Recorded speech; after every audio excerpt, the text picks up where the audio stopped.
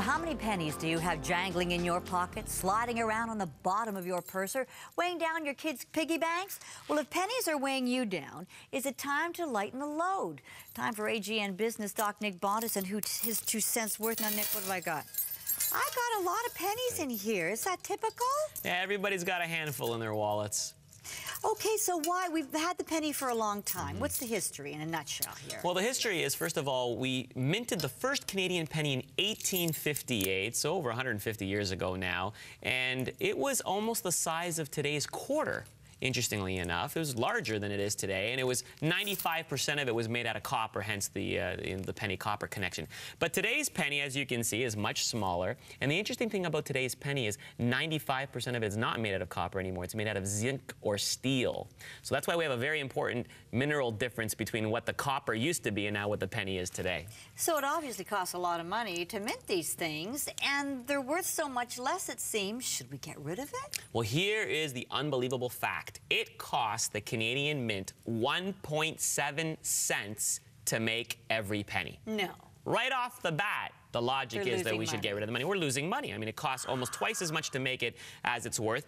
And frankly, it's not easy to get rid of it. That's the problem. I'm a big fan of getting rid of it, and I'll tell you why. But the challenge is there's 26 billion pennies out there in circulation, and the Mint makes 1 billion of them every single year. That's 1,000 pennies for every single Canadian. Imagine having $10 worth of pennies just sitting around. And the other problem, of course, is we have these off-increment pricing. For example, the HST now coming into Ontario will be 13%. Well, that's $1.13. How can you make $1.13? You have to use a penny.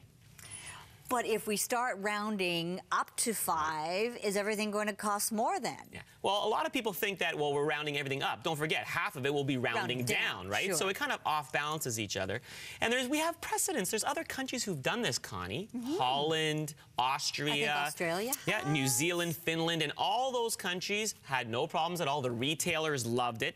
And in fact, it was a very, very smooth transition. So I believe that it's about time. I'm going to declare today that as Canadians, unfortunately, I love it, but we should get rid of the penny. And think of it this way, Nick. If we collected all those, what, billion pennies in the country, if we all did it in one collective effort, think of the good we could do by donating it to various charities. That's right. In fact, that is the only argument, I believe, of holding the penny, is that, you know, sometimes you throw a couple of pennies in when you're going to a drive-through restaurant, or you might donate them to charity. Obviously, there's some political maneuvering going on. The zinc lobby and the steel lobby doesn't want to get rid of the penny.